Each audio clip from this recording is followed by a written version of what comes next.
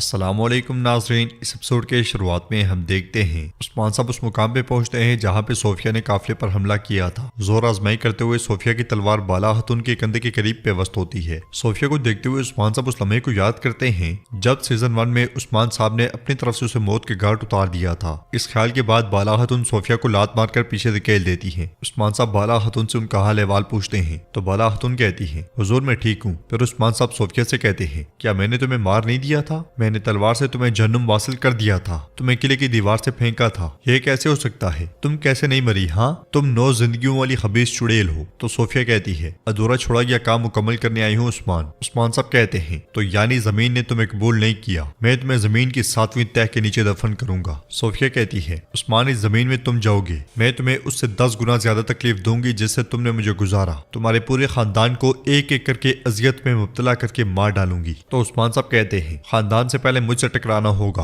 आओ जरा आओ, मेरी तलवार का जायका तुम अच्छे से जानती हो। तो लोकास कहता है, उस्मान ये इतना आसान नहीं होगा, तुम इस बार घुटने टेकोगे। इसके साथ ही वहां लड़ाई शुरू हो जाती है और उस्मान साहब बाज़ंतीनी सिपाहियों को काटने शुरू कर देते हैं। सोफिया बाला हतून के सामने आते हुए कहती है, बाला क्या तुम उस राज के बारे में मुतजस्सिस नहीं हो जो मैं तुम्हें बताने वाली थी? तो बाला हतून कहती है, अपने जहरीले अल्फाज अपने पास रखो चुड़ैल, इस बार तुम ज्यादा नहीं जियोगी। ये सुनते साथ ही सोफिया हमला कर देती है। होलोफिरा और उरहान की तलवार भी जबरदस्त चल रही होती है, जो भी काफिर सामने आता है मारा जाता है। लोकास की तलवार से भी सिपाही शहीद हो रहे होते हैं। सोफिया और बाला हतून एक दूसरे पर ताबड़तोड़ हमले करती हैं। लड़ाई के दौरान सोफिया बाला हतून की बाजू जख्मी कर देती है और कहती है, मैं पहले से ही तुम्हारी जान ले चुकी हूँ मगर तुम्हें खबर ही नहीं। दूसरे हमले में सोफिया उनकी तलवार गिराकर जमीन पे गिरा देती है, मगर जैसे ही बाला हतून पे हमला करती है गोंचा उसका वार रोक लेती है और उन दोनों के दरमियान लड़ाई शुरू हो जाती है। लोकास भागते हुए सोफिया को पकड़ लेता है और कहता है, हमें जाना है सोफिया। तो सोफिया कहती है, लोकास तुम क्या कर रही हो? उनके सिपाही मुसलसल कट रहे होते हैं। तो लोकास कहता है, हमारे फौजी मर रहे हैं, अगर हम रुके तो हम जंग हार जाएंगे। ये कहते साथ ही वो सोफिया को खींच कर ले जाता है। उन्हें भागता हुआ देखकर बाला हतून और उस्मान साहब उनके पीछे भागते हैं। कुछ सिपाही भी उनके साथ जाते हैं। इधर हम देखते हैं कि उरहान और अलाउद्दीन मुसलसल बाज़ंतीनी सिपाहियों को जहन्नुम वासिल कर रहे होते हैं। जरकुताई भी आबूताब के साथ तलवारें चला रहा होता है। लड़ाई के दौरान गोंचा की जानिब बढ़ने वाले बाज़ंतीनी सिपाही को बेगम खंजर फेंक कर मौत के घाट उतार देती है। फिर गोंचा को सहारा देकर खड़ा करती है। तो गोंचा उसका शुक्रिया अदा करते हुए कहती है, मैं अब आपके जिंदगी की मकरूज हूँ। जवाब में बेगम कहती है, तुम्हारे और मेरे दरमियान जंग का हक मौजूद है गोंचा, इसलिए कोई कर्ज नहीं। लड़ते हुए उरहान अलाउद्दीन से कहता है, अलाउद्दीन बाबा के पीछे जाओ। ये सुनते साथ ही अलाउद्दीन आगे बढ़ जाता है। यूसुफ भी इस लड़ाई में उरहान का भरपूर साथ दे रहा होता है। कुछ देर के बाद तमाम काफिर मारे जाते हैं। उरहान सिपाहियों से कहता है, सोगौत के आसपास के तमाम सिपाहियों को पैगाम भेजो, बोरसा और बाज़ंतीनी हुदूद की तरफ जाने वाले तमाम रास्तों की हिफाजत को यकीनी बनाया जाएगा। ये कहते साथ वो आगे बढ़ जाता है। उधर हम देखते हैं कि सोफिया और लुकास आगे आगे जबकि उस्मान साहब और बाला हतून पीछे पीछे होते हैं। उस्मान साहब कहते हैं, सोफिया मौत से बच गई हो लेकिन मौत तुम्हारे पास वापस आएगी। भागते भागते बाला हतून तकलीफ से गिर जाती हैं। यह देखकर उस्मान साहब उनके पास आते हैं और उस ख्वाब को याद करते हैं जो उन्होंने देखा था। इस ख्वाब के याद आने के बाद उस्मान साहब कहते हैं, तुम मेरे पीछे क्यों आ रही हो? ये कहते साथ ही वो कपड़ा बाला हतून के जख्म पे रखते हैं। भागते भागते सोफिया और लुकास एक जगह रुकते हैं और लुकास कहता है, जबकि उस्मान हमारा पीछा कर रहा था, हमें उसकी खवातीन को मार देना चाहिए था, हम बहुत करीब थे। तो सोफिया कहती है, उस्मान और बाला आज ना मरने का अफसोस करेंगे, मैं इसकी कसम खाती हूँ। मैं उन्हें तलवार से ज्यादा तेज किसी चीज से जख्मी करूंगी। वो रहम के उसूल के लिए मेरे पांव पड़ेंगे। मेरे पास काइयों के लिए बहुत कीमती मालूमात और खजाना है, उस खजाने का नाम सुनकर ही मौत के लिए मेरे कदमों में गिरेंगे। लुकास पूछता है, सोफिया वो क्या है? तो सोफिया कहती है, वो जंजीर जिसके जरिए काइयों के गिर्द पट्टा कसेगा। जल्दी ना करो, तुम जल्दी देख लोगे। चलो अब निकलते हैं, वो किसी भी लम्हे यहाँ आ सकते हैं। लुकास तुम्हें पीछे के रास्ते से जाना होगा, मैं एक जरूरी काम करके आती हूँ। ये कहते साथ ही सोफिया चली जाती है। उधर बाला हतून उस्मान साहब से कहती है, जिस चुड़ैल को हम अब तक मुर्दा समझते रहे, उस्मान तुमने उसकी जान अपने हाथों से ली थी? तो उस्मान साहब कहते हैं, जी हाँ। उसने अपने चेहरे के ढांपने के अंदाज से साफ जाहिर किया कि उसके सारे जुल्म की जड़ें माजी में हैं, लेकिन वो जहन्नुम से आई और हमारे खिलाफ साजिश की। बाला हतून कहती है, उसने कुछ भी नहीं छोड़ा,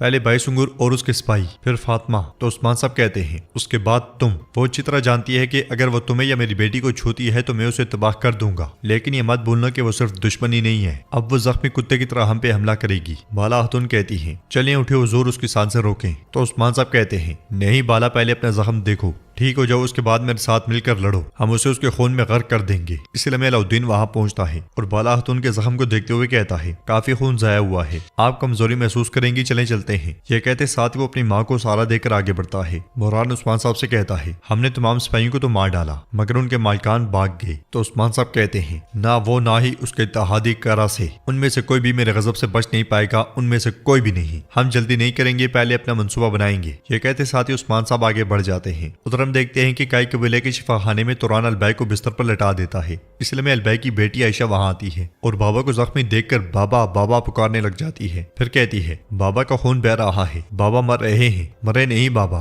तो अलबाई कहता है, मैं ठीक हूँ बेटी। फातिमा वहां आकर आयशा को पकड़ते हुए कहती है, आओ आओ बेटी, तुम्हारे बाबा ठीक हो जाएंगे। आयशा रोते हुए कहती है, बाबा मुझे अकेला मत छोड़े, माँ चली गई है, आप मत जाएं। फातिमा उससे कहती है, आ जाओ आयशा, तुम्हारे बाबा ठीक हो जाएंगे। ये कहते साथ ही वो उसे लेकर चली जाती है। उधर हमें सोफिया का ठिकाना दिखाया जाता है जहाँ पे सोफिया दाखिल होती है और उसके सिपाही जंगी मशकों में मसरूफ होते हैं। सोफिया कहती है, इस तरबियतगाह में तरबियत हासिल करने वाला हर एक फौजी तुर्कों के लिए जहन्नुम बनाएगा। ये कहते साथ वो एक तरफ देखती है तो एक निकाब पोश खातून सिपाहियों को रोनते हुए मुसलसल आगे बढ़ते ही चली जाती है। वो अपनी खूब महारतें दिखा रही होती है। ये देखकर सोफिया कहती है, ये है मेरा सबसे कीमती हथियार। वो लड़की छत पर से आगे बढ़ते ही चली जाती है। जो भी सिपाही उसके रास्ते में आता है धूल चाटता है। वो भागती हुई सोफिया तक पहुंच जाती है और वहां मौजूद तीनों सिपाहियों को पिछाड़ देती है। ये देखकर सोफिया कहती है, पोइना इतना काफी है। तो पोइना अपना चेहरा आया करते हुए कहती है, काफी है। क्या आप चाहती हैं कि मैं आपके सिपाहियों पर रहम करूं खाला, या मैं आपके साथ जारी रखूं? ये सुनते साथ ही सोफिया घोड़े से उतरकर तलवार बेनियाम कर लेती है और उन दोनों के दरमियान लड़ाई शुरू हो जाती है। वो सोफिया को भी खूब टक्कर देती है। सोफिया कहती है, रहम दिली ना दिखाओ, तुम्हारे सामने मैं नहीं, तुम्हारी माँ और तुम्हारे बाप का कातिल उस्मान है और बाला भी है। तो पोइना कहती है, उस्मान और बाला वो दोनों मरेंगे खाला। ये कहते साथ ही वो फिर से सोफिया पे हमला करती है। उधर सफेद लिबास में मलबूस एक खातून हलीमा की कब्र के पास मौजूद होती है, जिसे देखकर बाला खातून कहती है, खैर होगी इंशाल्लाह। वो आगे बढ़ते हुए उससे पूछती है, तुम कौन हो? तो वो तावीज हलीमा की कब्र पे रखने के बाद आगे बढ़ जाती है। बाला खातून तावीज उठाकर उसे देखते हुए कहती है, ये मेरी हलीमा का तावीज है। वो कब्र पे मटका रखती है तो वो गिर जाता है और कुछ ही देर के बाद कब्र से पौधा निकलता है। ये देखकर बाला खातून हैरान परेशान हो जाती है और उस घुंघराले बालों वाली लड़की की जानिब देखते हुए कहती हैं, हलीमा तुम